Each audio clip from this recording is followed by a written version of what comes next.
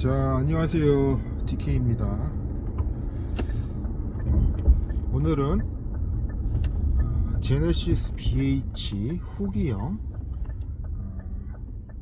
3.8 GDI 엔진 풀 옵션 로얄 VIP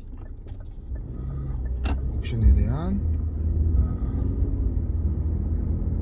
시내 그리고 외곽 순환도로 주행 리뷰를 하도록 하겠습니다. 본 차량 같은 경우는 제가 전 동영상에서도 말씀드렸다시피 풀 옵션에서 DIS 그리고 전방 카메라 그리고 후석 모니터, 그러니까 이제 후석에서 뭐 DVD라든지 이런 시청할 수 있는 모니터가 빠진 그 세 가지가 빠진 옵션입니다.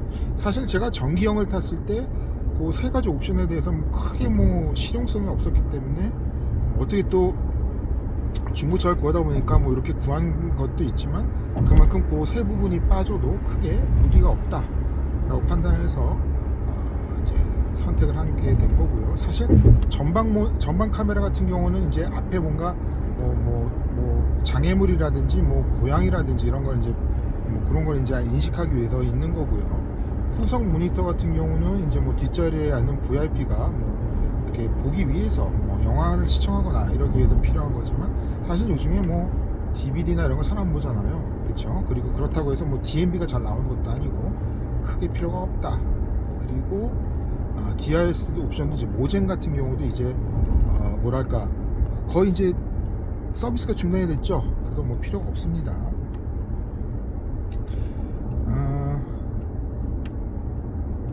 뭐 전에도 이제 살짝 말씀드렸다시피 차량이 상당히 뭐랄까 전기형이랑 후기형이랑은 이 성격이 많이 다릅니다. 많이 달라요. 뭐 모양도 사실 이제 뭐 전반부는 같지만 후반부는 많이 틀리죠. 후반부가 좀 이제 자꾸 보다 보면 이제 사실 전기형도 나쁘진 않아요. 디자인 나쁘진 않은데 자꾸 보다 보면 이제 이 후기형이 좀 더 이쁘게 느껴집니다. 뭐 아무래도 이제 뭐랄까 그 점으로만 된 LED를 차용한 전기형보다는 이제 그 면발광 LED 차용을 하고요. 또 이제 본차 같은 경우는 헤드램프가 발광식 LED죠. 그래서 LED 4개의 LED가 쏘아짐으로써 이제 빛을 비춥니다. 전반부를 비추기 때문에 훨씬 더 시안성이 좋고 밝습니다. 일반 HID보다. 그래서 그런 뭐 특이점이 있고요. 사실 주행 실감도 굉장히 다릅니다. 이 뭐랄까 기존의 i16단과 MPI 엔진과의 조합이 전기형의 조합이죠. 하지만 후기형은 현대 파워텍의 8단 미션과 게솔린 다이렉트 인젝션 직분사 엔진, 자연흡기가 아니죠. 직분사 엔진이고 그 터보가 달린 건 아닙니다.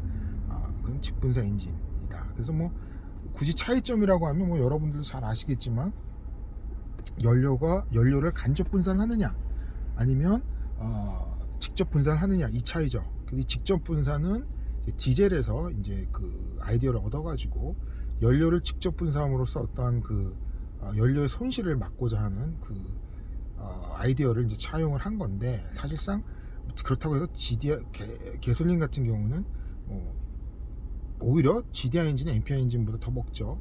기름을 더 먹죠. 왜냐면 그만큼 힘이 좋고 또 밝기 때문에 뭐 그런 경향이 있는 것 같습니다. 그렇다고 해서 토크가 좋은 건 아니니까, 그쵸?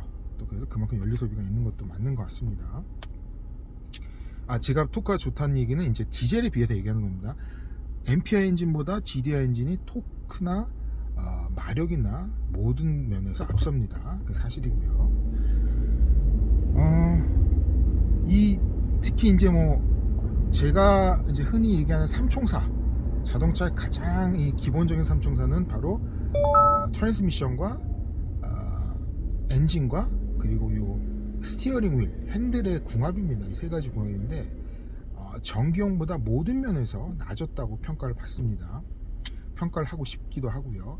특히 이 MDPS 이 스티어링 휠은 장족의 발전했습니다. 전기형에서 보여준 그런 허당 맛은 없고요. 후기형으로 옴으로써 이제 완성도가 높아졌고요. 또 이 아무래도 이 GDI 엔진으로 오면서 늘어난 마력과 토크를 대응하기에는 아무래도 이제 뭐 연료 효율 면에서도 이제 그렇고요. 또 이제 그 궁합이라고 하죠. 이게 이제 엔진과 어떤 그 힘을 갖다가 배분하는 궁합, 그다음 그런 것들이 8단 미션이 훨씬 낫습니다. 그래서 개인적으로는 체감이 훨씬 다르다, 훨씬 낫다라고 보고 있습니다. 그래서 혹시나 여러분들이 제네시스를 BH 어떤 그 감성을 느끼시고 싶은 분들은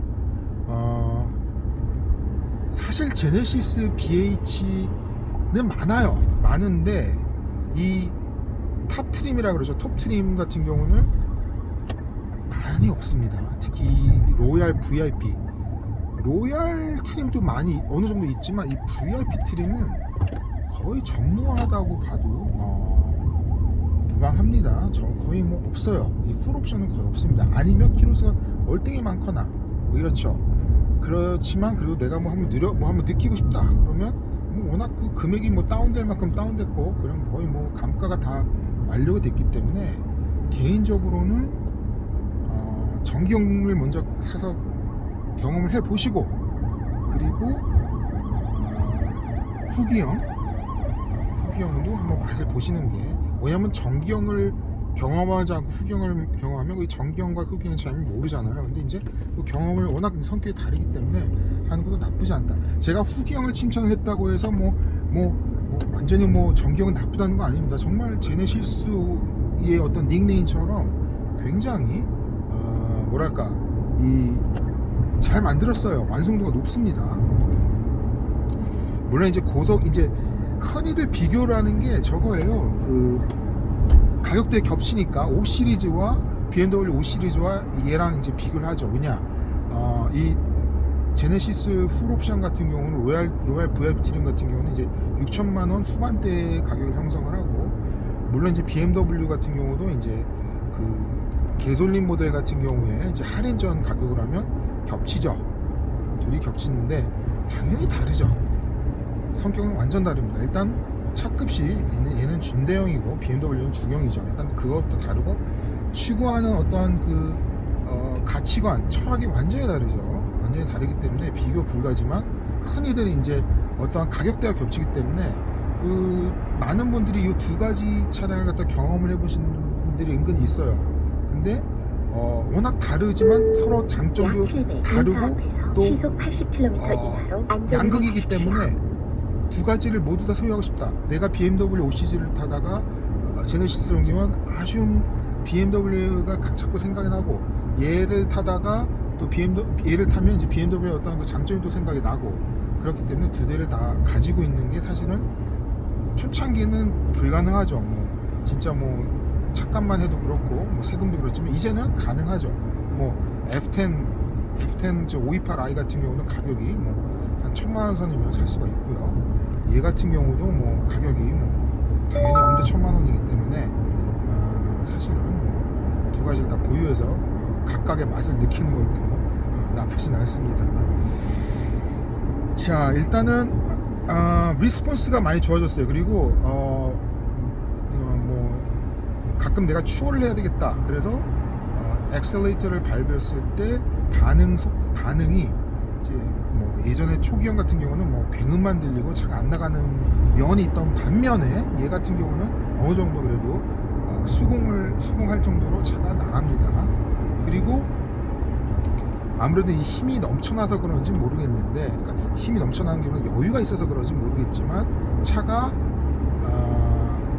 RPM이 급격하게 상승을 하거나 그러진 않아요. 여유가 있어요. 6기통이 가장 요 정도 차급에서나 아니면 크기에서는 흔하기 때문에 6기통이라서 별다른 건 없지만, 물론 8기통이었으면 더 이렇게 이제 그런 어떤 더 여유로움이나 아니면 이렇게 분배나 이렇게 힘의 분배를 느낄지 모르죠. 6기통 이 정도 차급은 그냥 무난하죠.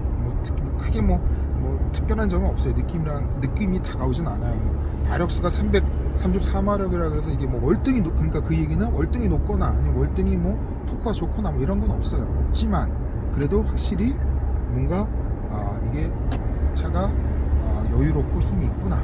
그렇죠. 그리고 이제 워낙 이제 MVH를 중요시했고 어떤 컴포트를 지향하기 때문에 일반 시내 주행이나 아니면 120, 140까지는 그냥 부들부들 편하고 그냥 이 편하다는 게 꼭 뭔가 이렇게 하체가 부들부들하다 그래서 다 나쁜 뭐 운전하는 재미가 뭐 떨어진다 이건 아니에요. 왜냐면 그런 면이 또 주는 장점이 있죠. 뭐냐?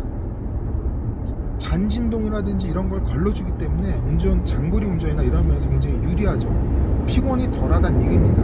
그래서 내가 장거리 운전이 많다 그러면 사실 이렇게 운전의 재미를 주는 뭐 BMW도 좋지만 어차피 뭐 장거리 연비는 뭐 거기서 거기잖아요. 그런 면에서는 얘도 제네시스도 나쁘지 않다. 이미 뭐 차값도 감가된 대로 감가됐고 뭐 예를 들어서 뭐 연비도 크게 그렇게 고속 연비는 나쁘지 않기 때문에 전 개인적으로 연비 차이가 MPI 엔진이랑 GD 엔진이랑 있다고 하지만 크게 이렇게 차이가 난다고 느껴지진 않습니다. 이제 물론 이제 오버 페이싱을 하거나 오버 스피딩을 했을 때는 당연히 연비 차이가 있을 수 있죠. 모든 차가 다 연비가 안 좋아지겠죠. 근데 일상적인 주행에서는 크게 연비 차이가 없다라고 얘기할 수 있고 오히려 운전하는 거는 더 컨트롤하기는 GDI 엔진이 낫다라고 볼 수 있습니다. 그리고 차차 크다? 뭐 그런 느낌은 전혀 없어요. 그냥 중형차 뭐 이 정도인데 이제 내가 파킹을 할 때, 주차를 할 때는 이제 그게 좀 체감을 하죠. 차가 조금 크구나. 그래서 일반적인 일상 주행에서는 뭐 그런 부담감은 별로 없습니다. 확실히 MVH를 잘했기 때문에 조용하고요. 뭐 이미 10년이 지났죠. 10년 됐습니다. 이 차 같은 경우는 2012년식인데 그럼에도 불구하고 뭐랄까 아직도 이렇게 정숙하고요. 그리고 이제 기능들 보면 예를 들어서 이제 에코피라는 버튼이 있죠. 그게 이제 엑셀레이터 페달을 갖다가 담력을 좀 조절해서 세게 사람이 좀 세게 밟아도 이게 세게 안 밟히게 하는 그런 기능이 있다고 해요. 그래서 연료 소모를 갖다가 연료 소비를 좀 줄여주고 차선 이탈 보조 장치도 있고요. 그리고 VDC, VSM도 있고요. 차 자세 제어 장치도 있고요. 그리고 오토 홀드, 전자식 EPB, 엘렉트릭 파워 브레이크도 있고요. 여러 가지로 10년이 되었지만 기능들은 상당히 지금 와서도 쓸만한 기능들이 꽤 있습니다. 그리고 특히 차선 이탈 보조 장치 같은 경우는 뭐랄까 이 햅틱 진동이 옵니다. 그래서 차선 이탈하면 이 엑셀 쪽에서도 진동이 와가지고 어쨌든 이게 졸음을 방지해 주는 건지 모르겠으나 어쨌든 그런 기능도 있고요. 그리고 이제 얘의 가장 큰 특징이 이제 후륜 구동이죠. 후륜 구동이 이제 여러 가지 장점이 있잖아요. 가장 이제 단점으로서는 이제 비 오는 날이거나 아니면 눈 오는 날 좀 미끄러운 면에서는 이제 조금 이제 단점이 있으나 그런 이제 전륜보다는 이제 조금 컨트롤하기 어려운 점은 있으나 그거를 제외한 다른 면에서는 차가 굉장히 뭐랄까 코너링이라든지 주행 성능이라든지 장점이 많죠. 자, 그래서 뭐랄까 저는 개인적으로 근데 이제 그런 거 있어요. 얘가 후륜 구동이라고 하지만 BMW라든지 이런 칼 같은 그런 느낌 손맛은 없습니다. 이제 그게 아무래도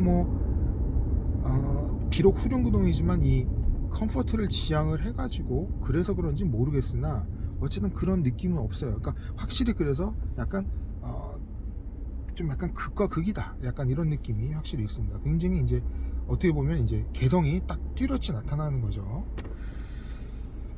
그리고 이제 특이점이라는 거는 확실히 160이 넘어가면 그 뭐라 그러죠? 그 피시테일이라 그러나요? 그런 현상이 좀 일어납니다. 그래서 이제 조금 후축, 그 뒤쪽이 조금 불안하다. 아무래도 그 당시 현대 기술, 지금 많이 발전을 했지만, 장족의 발전을 했지만 그 당시 기술로서는 좀 극복하기 힘든 그런 부분이 분명히 있습니다. 뭐 근데 뭐 언제 뭐 160 이상으로 뭐 크게 밟고 다닐 일이 크게 없으니까요. 뭐 그거는 뭐 한 일상적인 뭐 영역대 뭐 100에서 140 고속도로에서 그렇게 달린다고 하면 뭐 크게 무리는 없으리라고 봅니다. 그리고 이제 얘 같은 경우 댐퍼가 일단 서스가 에어서스죠. 에어서스라서 이제 차고가 올라갔다 내려갔다 하고 이제 70km가 넘으면 자동으로 이제 차고가 좀 내려갑니다. 그리고 스포츠 기능이 있어요. 그래서 댐퍼가 딱딱하게 변하는 그런 이제 스위치가 있는데 그거는 뭐 크게 뭐 와닿진 않습니다. 하지만 에어서스가 주는 그 타 회사에서 뭐 얘기하면 뭐 에어매틱이라든지 에어라이드라고도 표현을 하죠. 그런 것이 주는 즐거움은 분명히 존재합니다. 그래서 차가 확실히 이 승차감이라든지 그리고 잔진동, 노면에 어떠한 그 잔진동을 걸러주는 데는 효과가 있는 것 같습니다. 사실 저 같은 경우는 장거리 운전을 하다 보면 이제 좀 너무 이렇게 컴포트한 차를 몰다 보면 좀 졸려요. 그래서 그런 거 오히려 장점이 좀 단점으로 다가올 수 있는 경향이 있기는 있어요. 하지만 뭐 그런 것만 빼고는 뭐 만족스럽습니다. 이 정품, 그러니까 오리지널 내비게이션 같은 경우는 또 이제 그 뭐랄까 이 안내양의 어떤 그 멘트란지 이런 것들이 이 자동차 스피커와 이게 연동이 되어 있어서 좀 더 뚜렷이 들리는 경향도 있고요. 그리고 뭔가 이렇게 좀 서비스를 받는 느낌, 이 가격에 이 서비스를 받는 느낌, 가성비는 분명히 존재합니다. 자, 오늘 리뷰는 여기까지 하고요. 뭐 차에 대한 어떤 옵션이라든지 뭐 그런 기능적인 거는 제 이제 다른 동영상 파트 2에 설명을 드렸으니 참조하시면 되겠습니다. 자, 시청해 주셔서 감사합니다.